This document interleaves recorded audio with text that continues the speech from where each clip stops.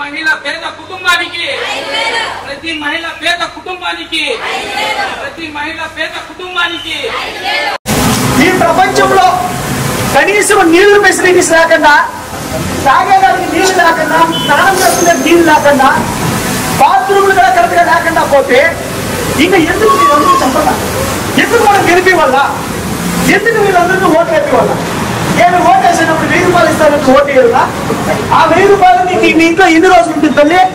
నేను చెప్తా ఉన్నాను, నెల 5000 ఇవి కాదు, వీళ్ళు ఓటుకిచ్చే 1000 కాదు, ఓటుకిచ్చే 2000 కాదమ్మా, నెల 5000 రూపాయలు మీ చేతుల్లోనే ఉంది, నా చేతుల్లో లేదు, మీ చేతుల్లోనే ఉండదు. మీరందరూ అనుకుంటే తప్పకుండా ఈ పరమదేవ మొత్తం మారుతుంది. ఈ పరమదేవ మారితే తప్పకుండా పక్క కాన్స్టిట్యూషన్లన్నీ మారుతాయి. పక్క కాన్స్టిట్యూషన్లన్నీ మారితే తప్పకుండా ఆంధ్రప్రదేశ్ లో కాంగ్రెస్ పక్షం వస్తుంది, జగన్ సీఎం అవుతుంది తల్లి. ఇది 100% సాధ్యం తల్లి. కాబట్టి తప్పకుండా మీ అందరూ ఏమేమి కష్టాలు పడినారో అన్ని కష్టాలు పడినారు. అమ్మా, మా అమ్మకి మీకందరికీ తల్లి తండ్రి ఉన్నారు.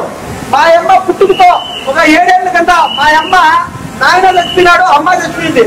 వీళ్ళ నాయన్ని మా మామని సంఖ్యలో పెట్టుకొని ఇదే పుట్టుకూరు తోటలో అడుగుతోంది. ఆడక్కి తిని వీళ్ళ నాయన్ని సాగితే వాళ్ళ తమ్ముడు సాగుతుంటే ఇంత దూరం వరకు కట్టోడైనా. ఇంకా దీనికంటే నేను ఎగ్జాంపుల్ చెప్పాల్సిన అవసరం లేదంటే మా అమ్మకి తల్లి లేదు, తండ్రి లేదు. మీలాగా అష్ట కష్టాలు 8 ఏళ్ళకి పడింది. 8 ఏళ్ళ వయసుకి ఇంకా బిడ్డలు వచ్చేసి ఆ తల్లి ఎక్కడా పడింది.